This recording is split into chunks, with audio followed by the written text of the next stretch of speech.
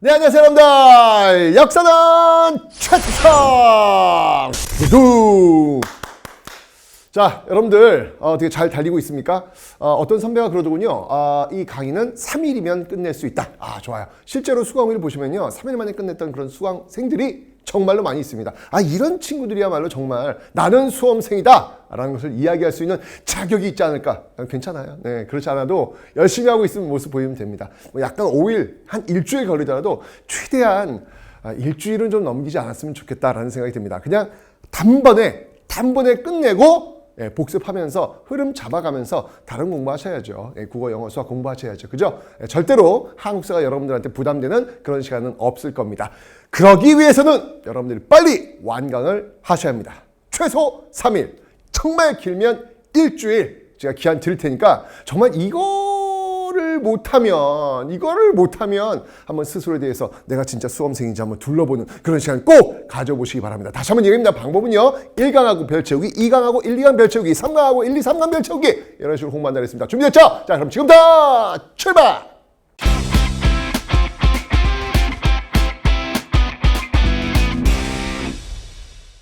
자, 여러분들 이제 조선시대, 전근대의 마지막 파트가 조선시대죠. 자, 이 조선시대를 공부할 때 일단 늘 제가 이야기했습니다. 시대 구분 먼저 숲을 먼저 보고 그 다음에 나무를 보라 라는 설명을 드렸어요. 자, 조선시대 역시 마찬가지로 한번 제가 좀 시기 구분을 하고 출발을 한번 해보도록 하겠습니다. 이렇게 자 구분하면 일단 조선시대는요 잘라줘야지. 자, 요 시기를 중심으로 쭉 잘라보도록 하겠습니다. 자, 이 시기가 어떻게냐 바로 1592년이 되겠습니다. 여러분 기억나십니까? 고려시대 같은 경우는 1170년으로 잘랐죠. 자, 1170년이 무슨 해였습니까? 바로 무신청변이었습니다. 1592년 뭘까요? 159 있을 수 없다. 임진왜란. 159 있을 수 없다. 임진왜란. 안 웃네. 아재 개그다. 참. 네, 159 있을 수 없다. 네, 바로 임진왜란이 되겠습니다. 자, 임진왜란을 기점으로 해서 전기와 후기로 나누시면 되겠습니다. 아셨죠? 자, 조선시대는요, 이렇게 조선 전기와 조선 후기, 바로 임진왜란, 임진왜란 다음에 또 호란이 있을 겁니다. 왜란과 호란을 합쳐서 우리는 양란이다 라고 이야기합니다. 직업병인가 봐요. 저는 마트에 가서 양란 코너에 가면요, 임진왜란과 병자 호란이 생각납니다. 직업병. 저도 그러고 싶지는 않아요. 왜 그런지 모르겠어. 자, 어쨌건 자, 요렇게 해서 조선 전기와 조선 후기로 나뉜다는 것을 여러분 기억해 놓으시면 되군요. 자, 일단 요 시대를 이끌었던 그 인물들을 한번 좀 살펴볼게요. 자, 조선 전기는요, 다시 두 시기로 나눌 수가 있어요. 요 초기를 이끌었던 사람들을 이 조선을 개국해서 이어졌던 세력이라고 하는데, 이들을 우리는 훈구파다라고 합니다. 훈구파. 그런 다음에 이 훈구파를 몰아내고 정권을 장악한 사람들이 있으니 우리는 그들을 사림이라 그래요. 자, 이렇게 해서 이 훈구가 이제 다스렸던 시기가 15세기고요. 사림이 운영했던 시기를 16세기로 보시면 됩니다. 이렇게 해서 임진왜란 이전을 한 100년 나눠가지고 훈구와 사림으로 나누어서 볼 수 있다라는 거예요. 그 다음에 이 사림들에 의해서 계속 이어진다 보시면 되는 거예요. 그런데 이렇게 이어지면서 어떤 정치 형태가 나타났냐, 사림에 의해 가지고 만들어진 정치 형태를 우리는 뭐라고 하냐면 바로 붕당 정치다. 네, 자기들끼리 모여가지고 우리는 친구야, 우린 벗이야, 벗붕자 써가지고 당을 만들어가지고 이런 붕당 정치를 만들고 있다가 전쟁이 끝나고 나선요, 이 붕당 정치에 기반해서 서로 간에 논쟁을 벌입니다. 그 논쟁이 뭐냐면 바로 예송이라는 거예요. 상복을 3년 입을 것이냐, 1년 입을 것이냐, 상복을 9개월 입을 것이냐, 1년 입을 것이냐, 이것 때문에 박터지게 논쟁을 펼쳤던 시기가 있습니다. 이걸 예송 논쟁이라고 하는데, 예송 논쟁이 지나고 나서는요, 이제는 너 죽고 나 살자, 너가 죽어야 내가 산다, 내가 살기 위해서 넌 죽어야 된다 라고 하면서 서로 싸우는 모습들이 보여집니다. 이걸 바로 환국정쟁이라고 합니다. 자, 이런 과정에서 너무 피폐해진 거야. 피폐해지니까 이건 아니지 라고 해가지고 나온 형태를 우리는 그 정치 형태를 바로 영종조 시대의 탕평정치라고 이야기합니다. 탕평정치라고 이야기를 하고요. 그리고 요것이 쭉 나와가지고 요 이후에는요, 정조가 죽고 나서 세도 정치, 세도 정치 이 모습으로 가고 있다. 요 흐름을 좀 여러분 기억하시면 되는 거예요. 이게 조선 전체적인 역사의 맥락, 흐름이라고 보시면 되겠습니다. 어쨌든 간에 1592년을 기점으로 해가지고 조선 전기와 조선 후기로 나뉘는 것이고 조선 전기 다시 훈구 세력과 사림으로 나뉘는데 이 사림이 결국 최종적인 역사의 승리가 되는 것이고 이 사림에 의해서 붕당 정치, 예성 논쟁, 환국 정치, 탕평 정치 마지막 조선의 마지막 소수 가문에 의해서 권력이 좌지우지되는 세도 정치로 흘러가더라. 이게 조선 왕조 500년의 정치사적 흐름이라고 보시면 되겠습니다. 이 흐름을 딱 머릿속에 여러분들이 넣으시고 하나씩 보셔야 돼요. 이게 이제 숲이야, 숲. 기억나시죠, 여러분들? 다시 한번. 조선시대는 조선 전기, 조선 후기, 1192년 외란을 기점으로 해서 나뉘는 거구나. 조선을 개혁했던 사람들이 이어져가지고 그들을 훈구 세력이라고 하는데 결국 이 훈구 세력들은 무너지게 되고 사림들이 권력을 장악하는 이들이 실질적인 조선을 이끌고 있었구나. 어떤 형태로 이끌고 있었을까? 맨 처음엔 붕당 정치였고요. 이들에 의해서 예성 논쟁이 펼쳐졌고 이후에는 서로 박터지게 싸웠던 환국 정쟁이 펼쳐지다가 이건 아니야 라고 하면서 탕평 정치가 왔고 그 이후에 세도 가문 이러면서 조선이 휘청하는 그런 모습들로 흘러가고 있구나라는 것을 여러분들 기억하시면 돼요. 기억하셔야 됩니다. 요거 머릿속에 딱 입력하시고 하나씩 한번 살펴보도록 하겠습니다. 자, 그럼 처음부터 이제 오늘 이렇게 순서를 볼 거예요. 순서로 볼 겁니다. 자, 흐름 속에서 우선 이 훈구 세력으로 연결되고 있는 초기와 건국 초기와 이후를 한번 살펴보도록 하죠. 자, 요쪽으로 한번 보도록 하겠습니다. 자, 조선 건국은요. 와, 1392년이야. 아까 제가 1592 몇 년 차인가? 1190에서 1190 빼기 몇이야? 빼기 100. 야, 너 문까지. 야, 200이잖아! 200. 네, 나도 이 정도는 한다. 자, 200년. 정확히 200년 동안 큰 전쟁이 없었어요. 200년 뒤에 큰 전쟁이 벌어지게 되는 거구나. 라는 걸 일단 기본적으로 알고 있으면 되겠습니다. 자, 조선시대는요, 기본적으로 의정부 6조 체제, 중앙은 의정부 6조 체제고 지방은 8도 체제로 운영되고 있더라. 그러니까 의정부 6조라는 게 어려운 게 아니잖아. 지금도 뭐 행정, 안전부, 뭐 산업, 뭐 기술부, 뭐 여러 가지 부처들이 있잖아요. 그죠? 그 당시에는 뭐가 있었느냐? 의정부와 6개의 부처가 있었다. 부처라고 해도 또 이게 나무아미타불 관세음보살 그걸 얘기하는 건 아니겠지. 제발. 네. 6개 이거 부서가 있었다. 이렇게 보시면 되겠습니다. 의정부 6조 체제로 운영되고 있었고요. 전국을 8도로 나누었다. 기억나? 고려시대는 몇 개로 나눴어? 5도와 양계, 행정 중심의 5도와 군사 중심의 양계로 나누었다라고 설명드렸는데 이제 조선시대 오면요. 하나로 통합되는 그런 모습들이 보여지고 있습니다. 이게 8도고요. 자, 이때 드디어 이제 지방관이 전국에 파견되는 거예요. 기억납니까? 고려시대는 지방관이 전국에 파견되지는 않았다. 성종 때 최승로의 건의에 의해서 외관을 파견하소서라고 해서 지방관을 최초로 파견했지만 그건 일부에만 파견되었고 파견되지 않은 곳은 실질적 지배세력 향리가 다스렸다라고 설명을 드렸어요. 하지만 조선시대 와서는 이제 지방관이 전국에 파견되면서 중앙집권 체제가 완성되는 그런 모습들을 보여주고 있더라라는 것을 기억하시면 되겠습니다. 됐죠? 자, 그래서 의정부 6조와 8도 체제로 움직이고 있다. 고려 같은 경우에는요, 바로 이성 6부와 5도 양계로 움직이고 있었죠. 이성 6부와 5도 양계로 움직이고 있었죠. 조선은 의정부 6조와 8도로 움직이고 있더라. 고려는 이성 6부와 5도 양계, 조선은 의정부 6조와 8도 체제로 움직이고 있다는 것을 기억하시면 되겠습니다. 됐죠? 정리됐어요? 자, 그러면 조선을 건국하는 과정들을 한번 살펴보겠습니다. 태정, 태세, 문단세. 네, 이렇게 빠지신 분들은 생략. 네, 이런 식으로 이제 연결되고 있는데 고려도 마찬가지였잖아요. 고려도 우리가 공부했던 왕들이 태조 왕건부터 출발해서 광종, 그 다음에 성종 이렇게 연결됐어요. 고려 전기는요. 고려 말에는 공민왕. 그중에서 제일 시험에 많이 나오는 왕이 바로 광종과 공민왕이다 라고 설명을 드렸습니다. 초선 역시 마찬가지로 그 왕 순서로 공부하시면 돼요. 그래서 태조, 태종, 세종, 성종까지만 중요한 인물들 볼 텐데 가장 시험에 많이 나오는 왕은 누굴까요? 이건 예측할 수 있죠. 누구? 바로 세종. 아니 역대 우리 반만년 역사 이래 가장 시험 문제에 많이 나오시는 분은 세종대왕이시다. 세종대왕은 뭐 반드시 한 문제 나온다고 보시면 돼요. 그래서 여러분들이 세종대왕만큼은 놓치지 않고 꼭 보시기 바랍니다. 그래서 조선시대 같은 경우에 조선 전기에 세종이 제일 많이 나오고요. 조선 후기에는 정조가 시험에 많이 나올 겁니다. 아까 제가 이 탕평 정치에서 영종조 얘기했잖아요. 탕평 정치 영종조 얘기했잖아요. 그죠? 그래서 정조가 제일 많이 나온다. 보시면 되겠습니다. 됐죠? 자, 항상 이렇게 숲을 지금 그려주고 있는 거예요. 자, 이제부터 하나씩 한번 그 나무를 한번 살펴보도록 하겠습니다. 나라를 세웠던 사람이 누굽니까? 바로 태조 이성계. 고려를 세운 사람이 누굽니까? 바로 태조 왕건. 자, 태조 이성계 볼 텐데요. 이성계의 베프가 있었죠. 뭐 항상 그 동반자, 정치 동반자라고 할 수 있는 인물이 있는데요. 야, 그 이름도 바로 도전이야. 도전하는 거야.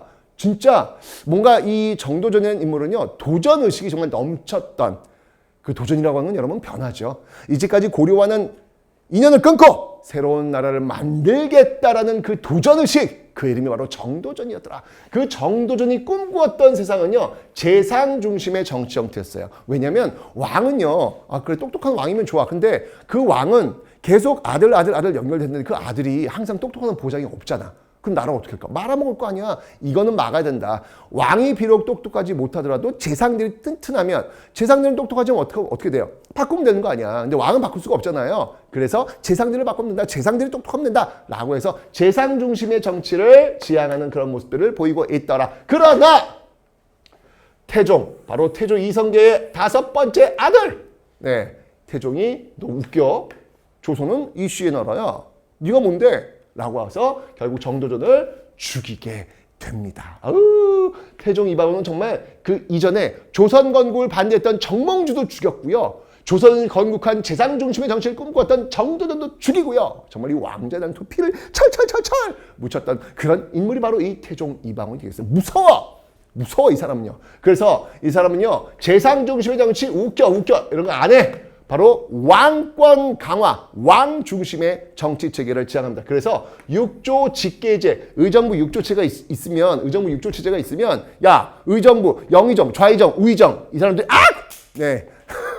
잠시만요. 이 사람들이 일하고 있는 곳이 바로 의정부거든. 그 의정부 너희들 대신들이 뭔데? 내가 하면 되지. 라고 해가지고 의정부를 통해서 왕의 명을 내지 않아요.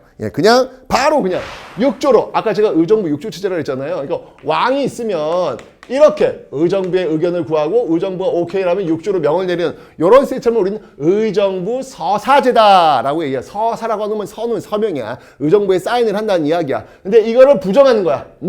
왕이 직접 육조로 명을 넘기는 육조 직계제. 왕권이 강하니까 재상 중심의 정치 오케이 옳지 않아. 왕 중심의 정치가 맞아!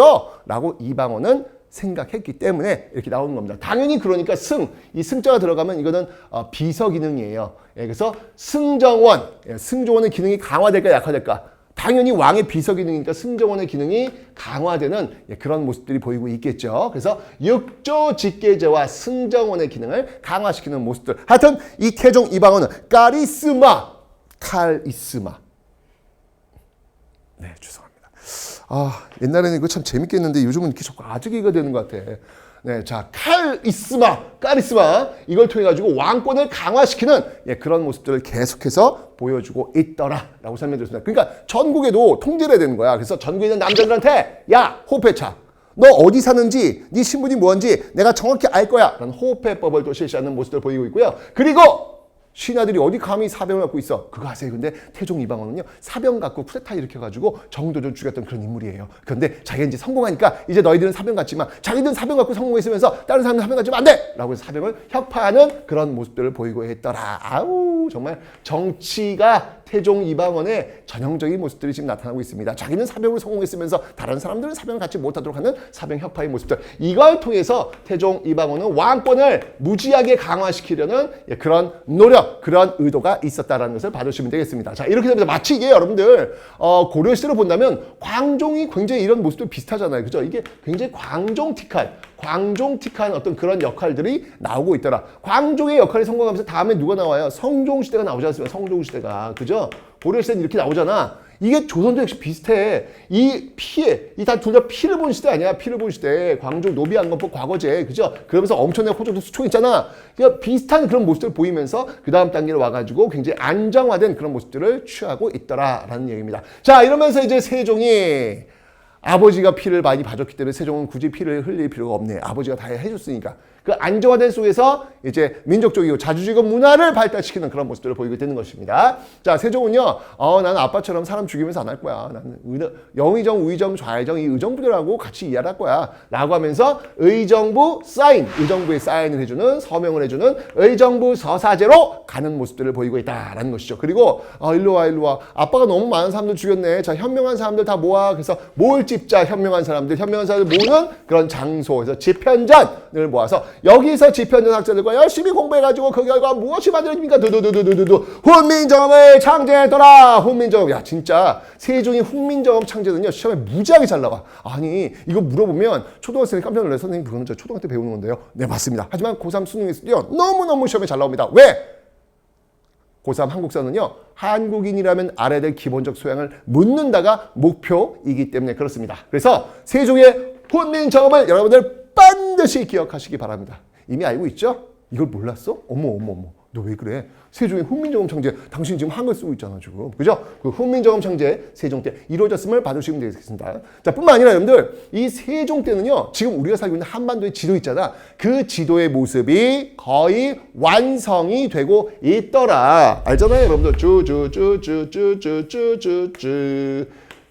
사군 육진. 네, 이렇게 이제 개척이 되는 거지 않습니까? 사군과 육진 이렇게 개척이 되면서 한반도의 일반적인 지도의 모습이 갖춰지는 때가 바로 이 세종 때다라는 것을 봐주시면 되겠네요. 됐죠? 자, 그리고 일본 혼내줍니다. 쓰시마섬을 정벌하는 그런 모습들도 보이고 있더라. 그러니까 저쪽 북방 쪽으로는 영토를 확장하고 일본 쪽으로는 대마도를 좀 정벌하는 어떤 그런 모습들이 다 세종 때 나타나고 있구나. 뿐만 아니라 세종 때는요 정말 민족적이고 자주적인 정말 우리의 주권 의식에 뻥뻥 나는 정말 국뽕 빡빡 차오르는 그런 일들이 정말 많이 있었죠. 자, 그 대표적으로 볼게요. 시험에 잘 나옵니다. 잘 봐주세요. 세종은 무조건 중요해. 잘 기억하고 있어요. 세종은 진짜 시험에 잘 나와. 자, 이 세종은요 먼저 한양을 중심으로 하는 역법서를 만드는데 그것이 바로 칠정사지다. 7이라고 하는 건 여러분도 어렵지 않아요. 월화수목금토일 7이잖아. 그죠? 우주의 운행의 어떤 원리를 보여주고 있는 건데 칠정산이라는 역법서를 만들고 있는데 이게 왜 중요하냐면 그 이전까지는요. 우리 역법서 달력이라고 하는 건 중국 황제로부터 받아오는 거였거든. 그러니까 이 말은 무슨 말이냐면 우리는 주권에 시간에 대한 주권이 없었어요. 왜냐면 야 너들 저 비행기 타고 중국 한번 가봐. 그러면 시차 난다? 그런데 거기 있는 시간을 갖고 우리가 쓰면 당연히 차이가 날 거 아니에요. 우리의 시간이 없었다고요. 근데 세종 때 한양을 중심으로 해서 만든 역법서를 만들었더라. 시간에 대한 주권을 되찾아오는 그런 역할을 바로 세종이 하고 있는 것입니다. 이게 바로 칠정산의 역사적 의의가 되는 것이죠. 그 다음에 농민들의 어떤 그 경험설, 옛날만 해도 여러분들 그 이전만 해도 중국에 있는 농서를 갖고 중국에 있는 흙과 우리나라에 있는 흙이 같겠어? 다를 거 아니야. 그래서 우리 농민들의 그 경험을 바탕으로 해서 만든 농사직서를 만들고 있더라. 정말 이것도 다 우리 중심의 사고방식이 되는 거잖아요. 그죠? 오, 좋아요. 이런 것들이 있고요. 그 다음에 발명품들이 너무 많아. 세종하면 딱 떠오르는 발명가가 누구예요? 장영실 아닙니까? 이런 장영실을 앞세워가지고 굉장히 많은 발명품들이 쏟아져 나왔던 시기가 되겠습니다. 자경루 스스로 켜 때린다. 바로 해서 요거는 물시계, 자경루 물시계. 그다음에 앙구일구, 네, 우러를 앙자. 예. 그 뚜껑을 이렇게 뒤집어 놨다라고 해시계 앙부일구도 있고요. 그 다음에 이제 빗물의 양을 재는 치우기 이런 것들도 있습니다. 자, 이 치우기 여러분들 그 깡통 같죠? 근데 그 깡통의 그 사이즈는 지금도 현대에도 그 규격에 맞게끔 해서 물의 양을 재고 있는 거예요. 굉장한 발명품이라고 볼 수 있겠습니다. 바로 이런 자경루 치우기 같은 많은 발명품들이 쏟아져 나왔던 시대가 바로 이 세종시대다라는 것을 기억하시면 되겠네요. 됐죠? 자, 이렇게 해서 잘 되는 거 했는데 문종과 단종을 거치면서 단종이 너무 어려워. 아유, 어떡해. 결국은 그 삼촌이 결국은 이제 이 세조 아니겠습니까? 조카를 죽이지 않습니까? 바로 그 인물이 바로 세조가 되겠습니다. 이 세조는요, 그래, 권력을 좀 어떻게 보면은 좀 비정상적 방법으로 권력을 뺏어온 사람 아니겠습니까? 그러니까 이 당시에 너 나한테 뭐 불만 없는 거지? 조용히 해!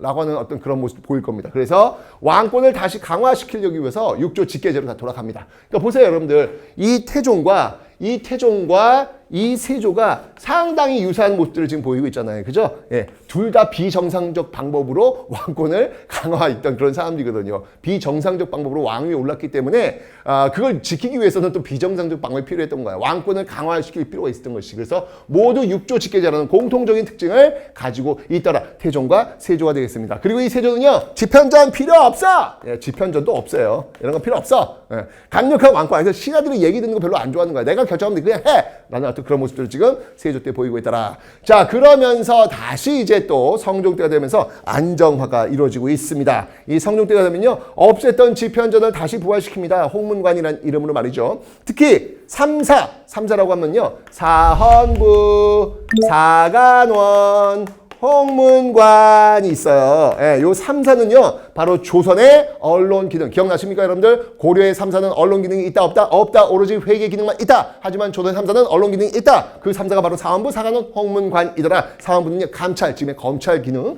사관원이라고 전하 이러시면 난이 되옵니다. 언론의 기능. 홍문관은요, 임금하고 같이 이야기하면, 토론하면서 이야기하는 건 대부분 이제 이 신하들이 왕들이 어리니까 가르치는 역할들을 이 홍문관에서 하는데, 특히 경연, 예, 요거 가르칠 때 요 자리를 경연이라고 합니다. 이 경연이라는 걸 열어가지고 신하들이 왕을 가르치는 어떤 그런 모습들이 보이고 있다라는 거. 이 성종 때는요, 이러한 어떤 제도, 예, 그래. 신하들과 같이 토론하면서 이야기하면서 하는 이런 시스템을 갖추도록 하자. 그러니까 성종은요, 기본적으로 여러분들 굉장히 세종틱한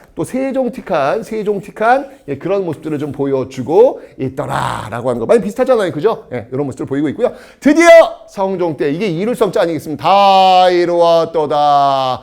조선왕조 몇백 년의 역사를 이끌 수 있는 경국대전이 이때 완성이 되고 있습니다. 세조 때 출발해가지고요, 이때 성종 때 경국대전이 완성되고 있음을, 이제 드디어 조선이라고 하는 나라의 세팅이 끝나게 되는 겁니다. 정말 엄청난 그 굴곡 과정 속에서 이런 모습들이 나타났네요. 태조 이성기로 출발해가지고 성종으로 이제 딱 정리가 된 거야. 그 흐름 왔다 갔다 했어. 예, 태조 왕권이 강해야지. 세종 신하들어 이야기할래. 세조 다시 왕권이 강해야지. 성종 이제 그만. 경국대전 법 만들었어. 그만. 이렇게 마무리되는 조선의 흐름을 여러분들이 기억해 놓으시면 되겠습니다. 됐죠? 자, 그러면서 제가 이제 이 15세기 요 시대, 이렇게 흘러오는 요 시대를 지금 이제 여러분들 보여드린 거야. 요 태조 이성기부터 출발해가지고 빠라르르르르 가는 어떤 그런 모습들을 보여드린 겁니다. 자, 그러면 이제 다음 파트도 넘어가 보도록 할게요.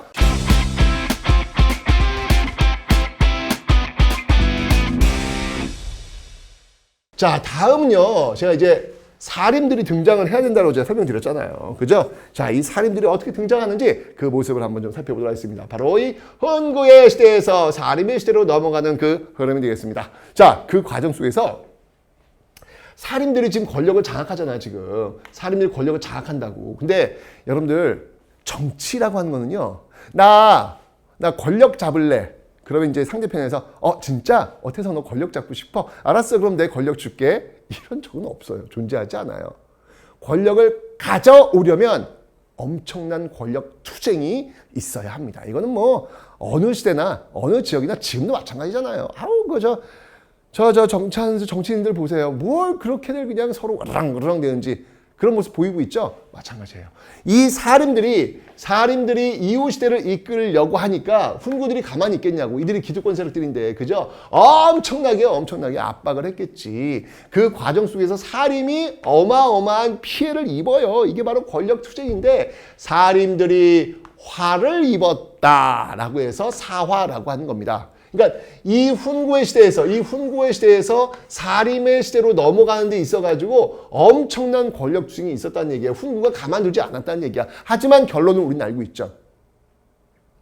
최종적 승자는 그렇게 피해를 많이 입었음에도 불구하고 최종적 승자는 사림이 된다는 사실. 근데 왠지 아세요? 훈구가 말이야, 건국 초기만 해도 굉장히 건강한 모습이었거든. 근데 시간이 흘러가면서 한 100년 지나가니까 이들이 기득권 세력이 된 거야. 또 많이 가진 거야. 혹시 여러분들 고려시대도 마찬가지잖아. 호족 이후에 누가 나와요? 문벌 나오잖아. 문벌도 역시 마찬가지로 기득권 세력이 되면서 많은 토지를 갖고 사람들을 그냥 압박해 가니까 결국 시대의 정신을 이행할 수 없었고 건강한 세력이 되지 않은 것이었고 그들은 결국 퇴출되는 거예요. 똑같아요. 조선도요. 건국 초기에는 굉장히 건강한 모습이었다고. 근데 시간이 흘러가면서 이 훈구들이요, 또 역시 땅 많이 가지면서 부동산 투기하면서 엄청나게 이득을 취하게 되면서 결국 그 시대 정치를 이행할 수 없는 세력이 돼버린 거지. 결국 이 훈구도 퇴출됩니다. 하지만 퇴출되는 과정 속에서 네, 한번 몸을 흔들어 준 거지. 바로 이제 사림을 공격했는데 이 사림이 화를 입은 사건이 바로 네 차례가 있어요. 1, 2, 3, 4. 무갑기을. 무갑기을. 따라해보세요. 무갑기을. 무갑기을. 무갑기을. 무오사와 갑자사와 모두 연산군 때 있었던 내용들인데요. 이런 내용들은 바로 그 사림들을 압박하기 위한 김종직의 조의제문이라고 있습니다. 조의제문. 이게 뭐냐면 중국에서 삼촌이 조카를 죽인 사건이 있었어. 어떻게 이럴 수 있어? 라고 쓴 거야. 근데 가만히 있어봐. 이 일 우리나라에 있지 않았나? 그렇지. 아까 봤던 세조가 단연 죽였던 거. 이것은 바로 세조를 능멸하는 것이옵니다. 사림들이 이런 짓 하고 있습니다. 라고 훈구들이 들고 일어나가지고 이 사림들을 그냥 일망타진했던 그 사건이 바로 무오사와야. 이때가 마침 연산군이었네. 그 다음에 갑자사와도 역시 마찬가지예요. 연산군 엄마가 누가 우리 엄마를 죽였어. 너희들이지 하고 다 그냥 거의 미치지 칼부림했던 그 시대가 바로 이 갑자사와. 이때 이제 사림들이 또 화를 입게 됩니다. 자, 그런데 진짜 시험에 잘 나오는 건 뭐냐면요. 여기에요. 여기. 바로 기묘사와 기묘한 일이 벌어집니다. 기묘사와 기묘한 일. 어떤 일? ip사기에 주초위왕이라고 하는 글자가 새겨지고 있습니다. 오호, 이것이 무엇일까? 주초라고 하는 말은 합치면 조씨거든요. 조씨가 위왕, 왕이 된다라고 하는 것들이 궁중 ip사기에 새겨지더라. 이런 기묘한 일이 벌어지더라라는 전설적 이야기가 전해지고 있습니다. 이것이 바로 기묘사와 중종 때 벌어진 일이죠. 이 조광조의 어떤 개혁에 반발했던 이 조광조 살인이거든요. 반발했던 후구들이 바로 이 조광조를 필두로 해서 공격을 했던 사건이 바로 이 기묘사화가 되겠습니다. 자, 그 다음에 을사사화 마지막인데요. 명종 때 있었던 내용들이 되겠습니다. 그냥 한번 읽어보시면 되고요. 어쨌든 이런 사화가 있었다는 거예요. 훈구에서 사림으로 넘어오기까지 그 권력투쟁 과정 속에서 사림들이 화를 입은 사건이 있었다라는 것, 요 정도만 여러분들이 기억하시면 되겠습니다. 하지만 이러한 사림들의 피해에도 불구하고 결국은 사림들이 권력을 장악합니다. 왜? 사림들은 이 당시만 해도 새로운 시대를 열 수 있는 준비를 하고 있었거든요. 검소하고 전략하면서 새로운 시대를 열 수 있는 그 비전을 제시하고 있었기 때문이었다. 결국 건강하지 못했던 훈구는 무너지게 되고 사림에 의해서 권력이 넘어오게 되더라. 그 과정 속에서 사화라고 하는 사림들이 엄청나게 화를 입은 사건이 있었지만 종국에는 결국은 사림이 권력을 장악하더라. 여러분들 지금 당장 실패한다고 할지라도 여러분들 혹시 여러분들이 하고자 하는 바가 여러분 인생에서 건강한 모습이라면 그거 반드시 이루어집니다. 지금 당장 실패하고 안 될 것 같다 할지라도 포기하지 마세요, 여러분들. 여기 봐봐. 살인 봐. 위에 네 차례에 걸쳐서 죽어나간 거야, 지금. 네 차례에 걸쳐 죽어나갔음에 불구하고 어떻게 된 거야? 버텨낸 거야. 존버하는 거야. 이 존버의 기준은 뭐냐면 내가 하는 일이 옳다라고 판단했을 때, 이게 시대의 정신에 맞다라고 생각했을 때 가는 거야. 그러면 그 당시에 비록 실패할지라도 결국은 그게 이루어진다라고 하는 걸 역사에서 보여주고 있잖아. 그러니까 여러분들 일단 기본적으로 존버해야 돼. 버텨야 돼. 이거 굉장히 중요한 거야. 역사 속에서 보면 정말 존버 정신은 내가 진짜 극찬을 해. 일단 버텨야 돼. 나도 존버한다. 나도 어떻게든 버티자. 선생님은 이제 그런 것 같아요. 저는 지금 사실은 이제 내려와야 되잖아요. 그죠? 야, 내 나이가 지금 몇 살인데, 야, 지금. 야, 너희들 아빠 뻘이다, 야. 하지만 잘 내려와야 돼요. 내가 늘 얘기했지만 잘 내려와야 돼요. 자칫 잘못하면 또 신문에 한국사 유명 강사 최태성 이런 일이 이렇게 나올 수도 있잖아. 절대 그러면 안 되죠.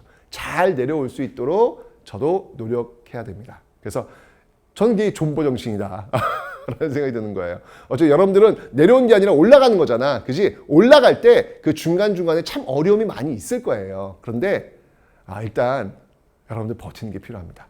진심으로. 여러분들이 하고 싶은 일 당장 하지 못한다 할지라도 버티셔야 합니다. 존버하셔야 합니다.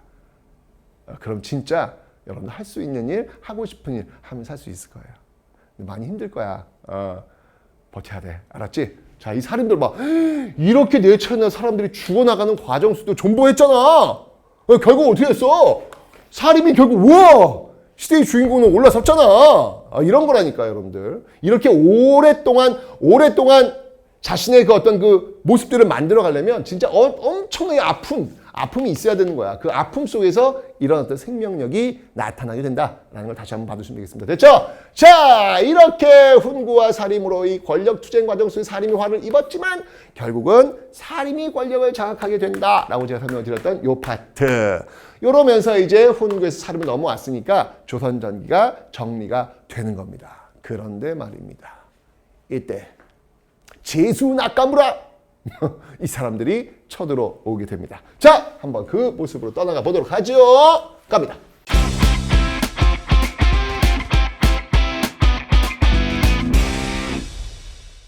어후, 이것이 무엇인고? 이것이 무엇인고? 네, 한번 가볼까요? 자, 양난. 네, 양난.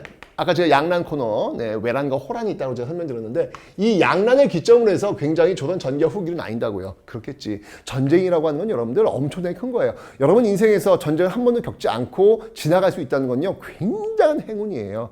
근데 이 앞세대만 해도요. 태어나서 전쟁을 한 번씩은 크게 겪었던 것 같아. 그런데 우리는 지금 저를 포함해서 전쟁을 한 번도 겪질 않았습니다. 이거 진짜 감사한 일이에요. 니네들이 전쟁을 알아?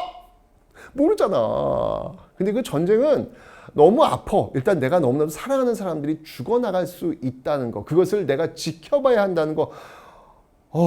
이거는 너무너무 고통스러울 것 같아요. 그죠? 뿐만 아니라 물질적인, 경제적인 손실은 또 엄청나지 않습니까? 아니 실제로 여러분 6.25 전쟁 생각해봐. 6.25 전쟁이 뭔지 알아? 어마어마한 폭격이 떨어지면서 여러분들 이 땅을 순식간에 구석기 시대로 바꿔놔버렸어요. 왜? 폭격 속에서 남아있는 건 돌멩이와 사람밖에 없었거든요. 구석기 시대잖아.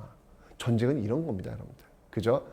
상처, 마음의 어떤 그 아픔도 주지만 경제적, 물질적으로도 완전히 초토화시키는 것이 바로 이 전쟁이다. 그렇기 때문에 전쟁 이전과 전쟁 이후는 완전히 그 사회가 달라질 수 있다는 얘기예요. 그게 바로 이렇게 조선, 양난을 기점으로 조선 전기와 조선 후기가 완전히 달라짐을 보여주고 있는 겁니다. 자, 결론도 말씀드리면요.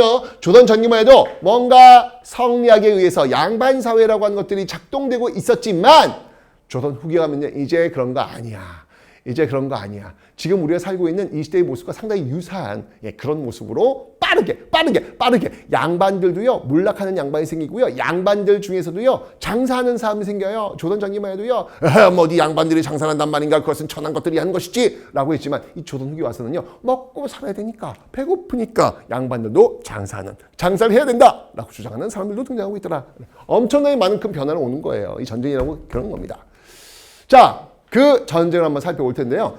기본적으로요, 조선 전기의 그 외교 정책은 4대와 교린이었습니다. 4대는 명나라고요. 그다음에 교린은 일본하고, 동쪽에 일본이고요. 북쪽에는 여진족이 있겠죠. 이런 나라들과는 교류한다는 거야. 린은 뭐냐면 이웃 린자야. 이웃들과 함께 사이좋게 지내고, 사는 뭐냐면 섬길사자야. 대는 뭐냐면 클대자야. 큰 나라는 섬긴다. 큰 나라는 바로 명나라가 되는 것이죠. 그죠? 자, 이런 모습들이 있었습니다. 조선 전기 봐봐. 세종이 훈민정음 만들었더니 이거 최만이라는 사람이 이것은 바로 중국을 업수히 여기는 것입니다. 전하 이러시면 아니 되옵니다. 라고 이야기를 하잖아요. 정말 이 중화주의에 그냥 쩌들어 있는 거야. 중국 중심의 어떤 세계관에 그냥 쩌들어 있는 거지. 물론 그 당시에 이 중화주의라고 하는 그게 당연한 질서일 수도 있어요. 자, 어쨌건 이런 어떤 모습들 속에서 이제 큰 변화가 올 거예요. 자, 그 변화의 어떤 계기 바로 임진왜란 이러고 있을 수 없다. 선조 때 있었던 일이죠. 자, 이때 일본이 조총을 앞세워가지고 마바바박 올라오는데 서서히 우리의 승전보가 들리니 그 승전보 대표적인 인물이 바로 이순신의 한산대첩. 권율의 행주대첩, 김시민의 진주대첩. 이야, 좋다. 바로 이런 대첩들, 여기 이제 조선 3대 대첩이라 그래요. 이런 3대첩에 의해서 일본의 기세가 꺾이게 되는 어떤 그런 모습들이 나타나고 있습니다. 그리고요, 명나라 도움을 주죠. 조명연합군. 조명연합군이 결국 일본을 몰아내는 모습들. 자, 그리고요, 이런 장군들 외에도요, 의병들도 있어요. 의병들. 뜻을 가지고, 그러니까 민간인들 중심이 되어가지고 싸웠던 일본이 참 깜짝 놀랐다고 하죠. 아니, 조선에 싸우러 갔는데 일본에는 없었어요. 의병이라고 하는 시스템이 없군요. 그 한 지역을 장악하고 그 영주를 딱 잡으면 게임이 끝나요. 근데 여기는 그 지역을 장악했는데 갑자기 여기저기서 듣도 보도 못한 막 의병들이 막 올라오는 거야. 얘들 뭐니? 라고 해서 당황해하는 그런 모습들이 보이고 있는데요. 이 의병장의 대표적인 인물이 바로 홍의 장군 곽재우, 그다음에 조한, 뭐 이런 인물들이 대표적으로 활동을 했더라라는 것을 봐두시면 되겠습니다. 자, 어쨌거나 이 전쟁터가 계속 만들어지니까 그 이전에 비변사라는 게 있었거든요. 이게 뭐냐면 준비한다는 얘기야. 변방에서 벌어지는 일들, 그러니까 국방과 관련된 어떤 그런 것들을 준비하는 기관인데 전쟁이 워낙 활성화되니까 이 비변사의 기능이 굉장히 강화되는 그런 모습들을 보이고 있다는 거. 이 비변사가 결국 나중에는요, 아주 맨 마지막에 오는 그 정치 형태, 세도 정치. 이때 그 세도 가문들의 중심 기구가 될 겁니다. 어쨌건 임진왜란을 거치면서 비변사의 기능이 강화되고 있더라. 여기에서 이제 모든 것들이 결정되는 그런 모습들을 보이고 있더라라는 걸 봐주시면 되겠습니다. 자, 그리고 이제까지 어떤 이제까지 의무병 제도, 국방의 의무 이런 거 갖고 나라 짓기 좀 어렵겠는데 라고 하면서 이제 이런 의무병제도 5라고 하는 숫자는 여러분 제가 얘기했잖아요. 중앙 있고 동선 안 보고 얘기한다고요. 항상 이 5라는 숫자 나오는데 이 527은 그 의무병제도에 입각했거든요. 이제는 아니야. 이제는 진짜 직업적인 군인들, 전문적인 군인들이 필요해 라고 해서 5군형 체제로 오고 있습니다. 여러분들 지금 우리의 시대적 패러다임 이것도 지금 바뀌고 있잖아요. 남자들 지금 군대 가는 거 이거 지금 의무병이잖아요. 이제 제가 볼 때 의무병 오래 못 갑니다. 이제는 모병제로 전환할 거예요. 어떤 대선이 그 포인트가 될지 모르겠지만 얼마 안 남았어요. 우리도 이제 의무병에서 모병제로 갈 거야. 여기도 똑같이 지금 그 고민하고 있는 거야. 의무병 제도에서 이제 모병제 형태로 여긴 전환했어. 그 계기가 바로 임진왜란을 계기로 해서. 그래서 대표적인 이 모병제가 바로 훈련도감. 이 훈련도감이 총 쏘는 데거든. 아니 총은 이게 전문적으로 쏴야 될 거 아니야. 전문적으로 쏴야 되니까 계속해서 연습해야 될 거 아닙니까? 바로 이런 훈련도감을 통해 가지고 바로 이런 직업군인, 이건 직업군인이에요. 직업군인의 어떤 그 시대가 열리는 그런 모습들이 나타나고 있다. 이게 바로 전쟁이 준 큰 변화 중에 하나였습니다. 비변사의 기능의 강화 그리고 훈련도감 같은 직업군인들의 등장 이런 것들이 바로 조선시대의 큰 변화를 지금 보여주고 있다라는 것이죠. 그런데 이 임진왜란은요, 이 동북아에 굉장히 큰 변화를 가져왔어요. 여기 이제 명나라가 참여하면서 굉장히 힘을 많이 쏟아붓게 되면서 힘이 약화됩니다. 이 전쟁이 끝났을 때. 반면에 그걸 지켜보고 있던 여진족들의 힘은요, 점점 세지고 있죠. 결론부터 말씀드리면 이 여진족이 명나라를 멸망을 시킬 겁니다. 어쨌건 이 변화기, 이 과도기 기억하시면 되고요. 결국 이 여진이 세운 나라가 후금이라는 나라였고 후금이라는 나라가 이제 나중에 청이라는 나라로 이름을 바꿔요. 후금 때도 조선을 쳐들어왔고 청나라 때도 조선을 쳐들어왔어요. 후금 때 쳐들어온 곳을 정묘호란, 청나라 때 쳐들어온 곳을 병자호란이라고 이야기를 합니다. 어쨌건 합쳐가지고 우리는 호란이라고 하는데 대표적으로 호란 볼게요. 병자호란, 인조 때인데요. 병자전에 이랬던 이 여진족이 일으켰던 난이라는 뜻이 되겠습니다. 병자호란. 자, 이 병자호란이 벌어지는 거예요. 일본 쳐들어왔죠. 또 여진족 쳐들어오죠. 정말 힘들어. 이런 과정들 속에서 광해군이 이거 지금 그 여진족이 굉장히 크고 있으니까 여진족과 이렇게 척을 두고 짓는 건 좋은 거 아닌 것 같아. 라고 해서 중립적 외교. 명나라와 여진족 사이에서 중립적인 어떤 그 스탠스를 유지하려는 모습을 보이지만 이것 때문에 결국 광해군은 쫓겨나요. 어찌하여 중국을 배신한단 말입니까? 중국이 명나라가 어떤 나라입니까? 우리가 이렇게 어려울 때 도와주었던 그런 나라 제조 지은을 잊으시면 아니 되옵니다. 라고 하면 결국 광해군을 쫓아내는 그런 모습들이 보이고 있습니다. 아하. 지금 본다면 이게 너무 당연한 어떤 그런 모습들인데 이 당시엔 당연하지 않았던 듯 하네요. 결국 광해군이 쫓겨나고요. 인조 반정. 당연히 우리는 중국이야. 친명, 배금, 금나라, 후금, 여진족을 배척해야 돼! 라고 하는 친명, 배금 정책 취하니까 결국 또 쳐들어오게 되는 것이죠. 이게 바로 병자호란으로 연결될 텐데요. 결국 이제 인조는요, 남한산성에 들어서 47일간 버티고 있지만 결국 항복합니다. 어디서? 삼전도에서. 삼전도. 여러분 삼전도가 어딘지 알아요? 옛날에는 그 삼전도 찾기 어려운데 지금은 너무 찾기 쉬워. 바로 쭉 둘러보면 서울 시내에서요. 제일 높은 빌딩 120층 그 롯데월드 있잖아요. 그 아래쪽입니다. 너무 잘 보여. 너무 위치가 이제 너무너무 잘 보여. 어디서든 저쪽에 삼전도구나. 이것도 직업병이야. 아니 롯데월드 120층을 보고 왜 삼전도 비가 난 생각이 나냐고. 나 진짜. 왜 하필이면 나 진짜 이 직업병 어떡할래. 자, 어쨌건 이런 어떤 그 모습들이 바로 병자호란과 연결되더라. 그러니까 임금이 오랑캐 앞에서 무릎을 꿇고 꽁꽁꽁꽁 했단 말이에요. 얼마나 치욕적이야. 그래서 그 뒤에 나오는 왕, 아버지의 원수를 내가 갚아드리랴 라고 하는 효종. 이 효도의 효자. 그 효종이 바로 청나라를 치자라고 하는 이 북벌을 주장하는 모습들을 보이고 있습니다. 당대 송시열이라는 정치가와 함께 말이죠. 바로 이런 북벌 나오게 된 그 배경을 보시면 되겠습니다. 됐죠? 아하, 임진왜란 벌어졌구나. 이런 과정 속에서 뭐 비변사도 강화되었고 또 직업군인이 어떤 모습도 나타나는 굉장히 큰 변화가 있었네. 그러면서 이 당시에 광해군이 어떤 중립적인 외교를 처해가지고 좀 이거 좀 한번 어떻게 버텨보려고 했네. 하지만 광해 쫓겨났고 인조반정에 쫓겨났고 결국은 호란, 청나라가 또 쳐들어오는 병자호란 버텼지만 결국은 삼전도사 굴욕적인 항복했네. 이걸 또 갚자라고 해서 효종 때 북벌론이 나오고 있구나라는 어떤 그 격변기의 흐름을 여러분들이 이해하시면 되겠습니다. 됐죠?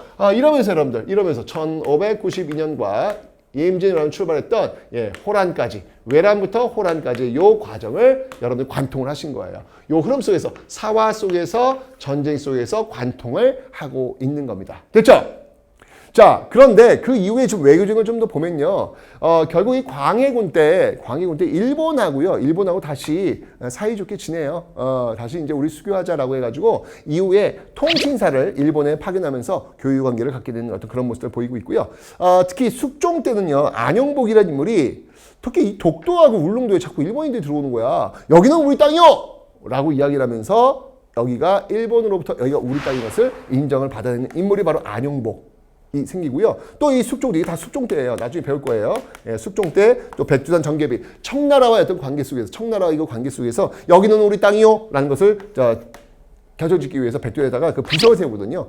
정하는 거지. 경계를 정하는 그런 비석을 딱 세우고 있더라. 요게 이제 나중에 간도 문제와 또 연결이 될 겁니다. 이게 다 숙종 때예요. 안영복은 독도 문제, 백두산 정계비는 간도 문제와 연결이 된다라는 거 받으시면 되겠습니다. 그렇죠? 요렇게 해서 일본과 여진과 이거 관계가 연결되고 있고요. 특히 여러분 이 북벌운동 있잖아요. 북벌운동. 이 북벌운동은요, 나중에 이게 한 100년 정도 가면서 뭘로 바뀌냐면 북학운동으로 바뀝니다. 북학운동이 뭐냐면요, 아까 북벌은 청나라를 치자다 했잖아. 그지? 근데 여기서는 청나라를 쳐야 되는데 청나라가 너무 발전하는 거야. 그래서 청나라를 배우자라는 북학운동으로 나타나고 있더라. 이 북학운동을 이끌었던 대표적인 인물들이 바로 이 박지원, 박제가 같은 인물들이에요. 이 박지원, 박제 같은 인물들, 요 인물들이 활동했던 시기가 바로 요 시기라고 보시면 되겠는데, 탕평정치에 있었던 영종조 시기라고 보시면 되겠는데, 이들, 열하일기라든지 북학을 통해가지고 상업을 증진시켜야 된다. 라고 하는 것들이 나타나고 있다. 청나라 좀 보고 배우자라고 하는 그런 흐름들이 또 나중에 나와요. 그러니까 여러분들, 아니 언제는 청나라랑 싸워서 원수를 갚아야 된다고 했잖아. 근데 시간이 흘러가니까 청나라를 배우자고 하잖아. 그죠? 그러니까 너무 여러분들이 어느 하나의 어떤 주장에 이렇게 몰입되거나 너무 거기에 뜨거워질 필요는 없다. 조금은 좀 냉정하게 우리의 주변에서 벌어지고 있는 일들을 봐야 되겠다. 역사에서 그런 거 설명해 주잖아요. 아니 북벌 언젠데 다 북학이야. 이게 말이 안 되잖아. 같은 북이 다 청나라예요. 한때는 청나라 치자고 하고 한때는 또 청나라 배우잖아. 그지? 그러니까 우리가 지금 이건 안 돼요! 라고 이야기했던 것도 또 시간이 지나면 이건 해야지 라고 바뀔 수도 있는 가능성이 분명히 있음을 역사를 통해서 여러분들 좀 배워나가시면 좋겠습니다. 됐죠? 자, 그래서 이런 어떤 흐름들 전쟁이 지나갔어요.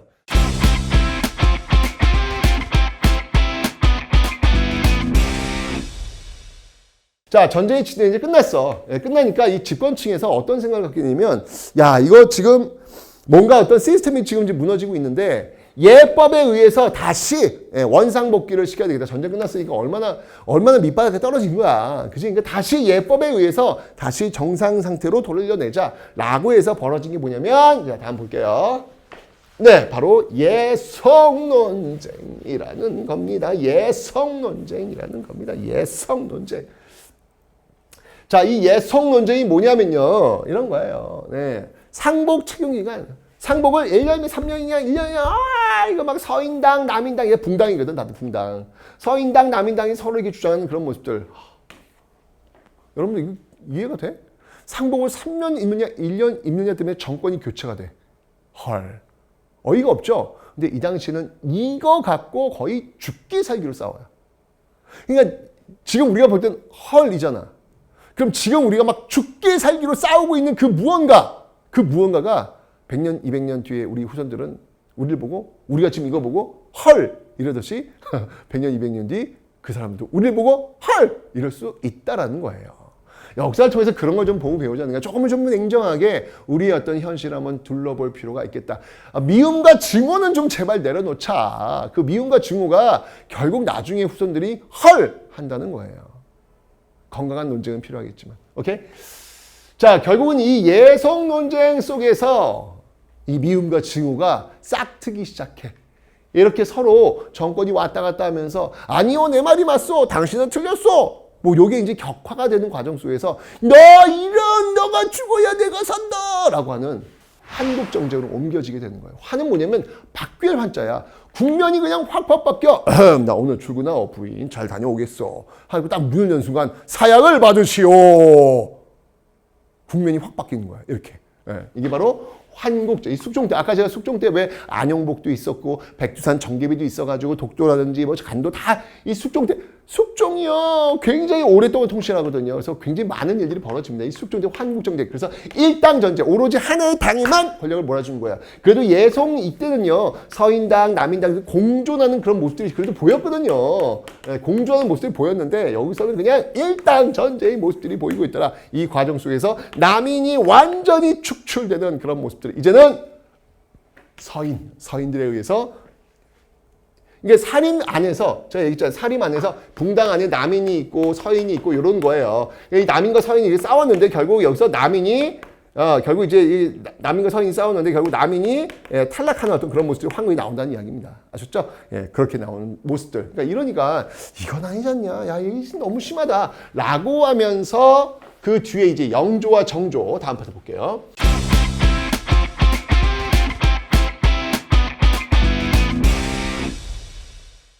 영조와 정조 때의 탕평정치. 야, 이제 그만 싸워. 너희들 싸우면 내가 가만히 안 둘 거야. 라고 하면서 너도 등용, 남인도 등용, 서인도 등용이라는 탕평정치를 영조와 정조 때 시행하고 있다라는 겁니다.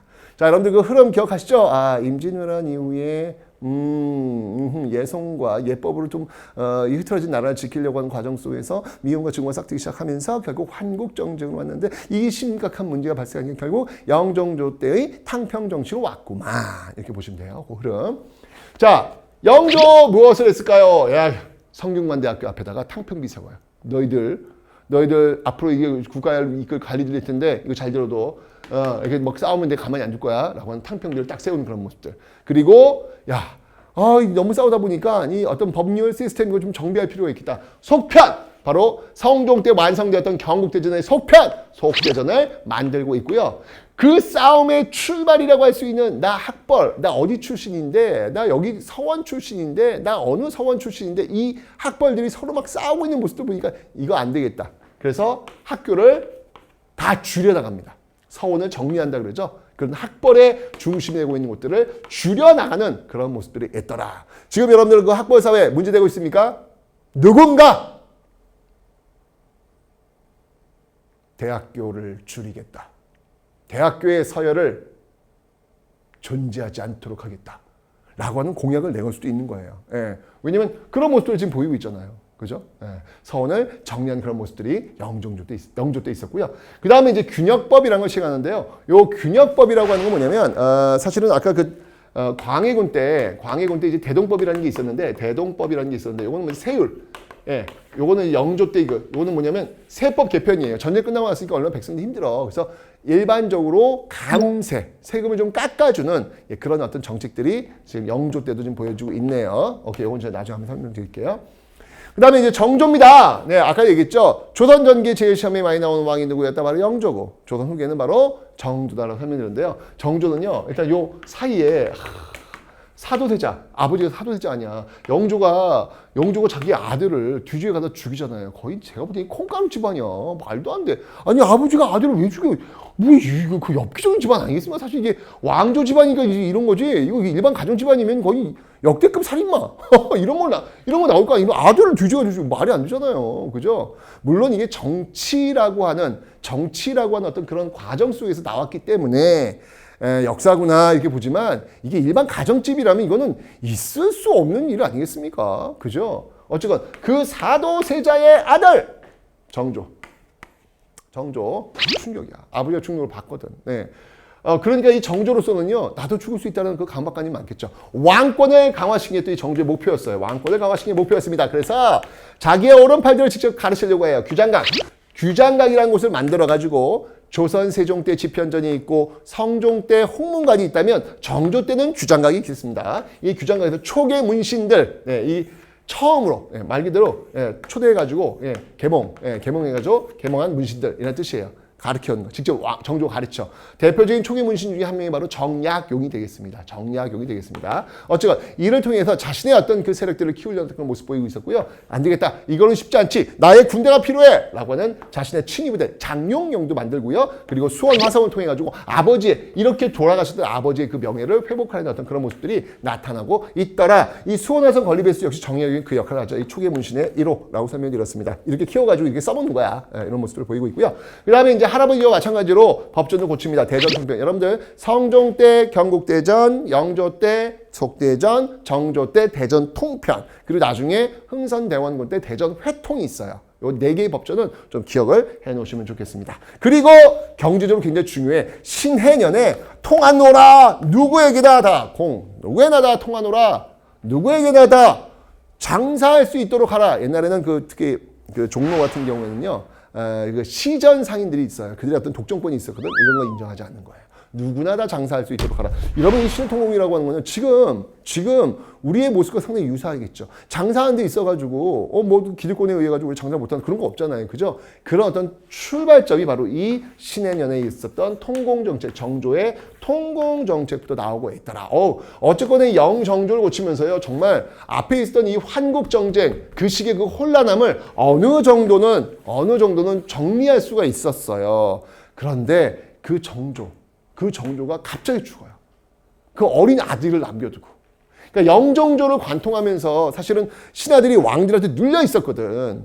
그러니까 신하들이 학습한 거야. 똑똑한 왕들 밑에서는 정말 너무 스트레스 받는다. 야, 힘들어 죽었다. 야. 이럴 거 아니에요. 그런데 정조가 갑자기 죽으면서 그의 어린 아들이 온 거야. 이제부터 신하들은요. 그래. 다시는 똑똑한 왕 밑에서 일하고 싶지 않아. 어떤 일이 있더라도 이 어린 아들을 이용하면서 우리의 시대를 만들 거야. 라고 하면서 나온 게 바로 다음 볼게요.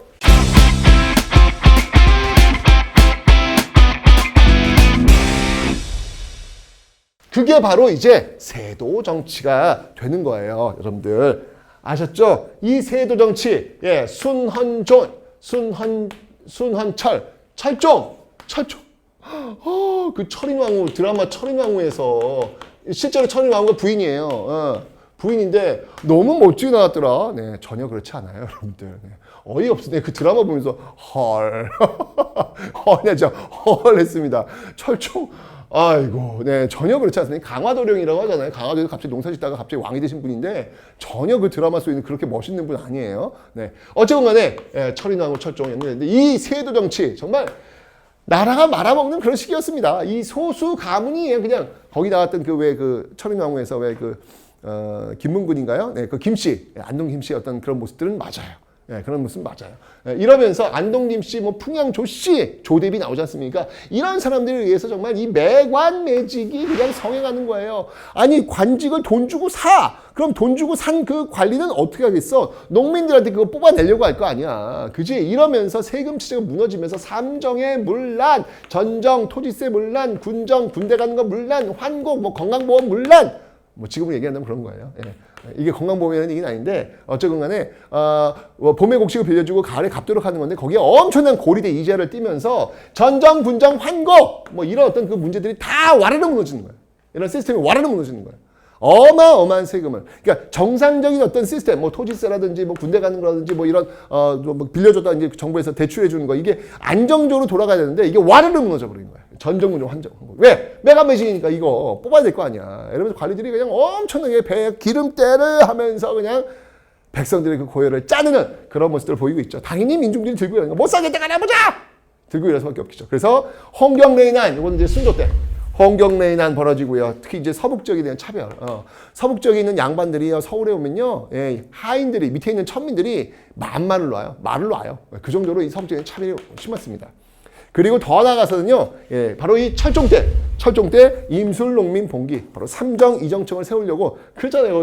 그 철인왕후에서 삼정이정청을 세우도록 하여라 하고 얘기하지 않습니까? 이 삼정이정청을 세우려는 그런 모습들이 나타나고 있었지만 결국 이 세도 정치에 의해서 조선 마지막은 기울어지고 있었다. 이 기울어지고 있는 조선호, 500년의 시간을 이제 끝내려는 조선호, 그 조선을 다시 세우려는 사람이 등장하니 그가 바로 흥선대원군이더라 라는 거.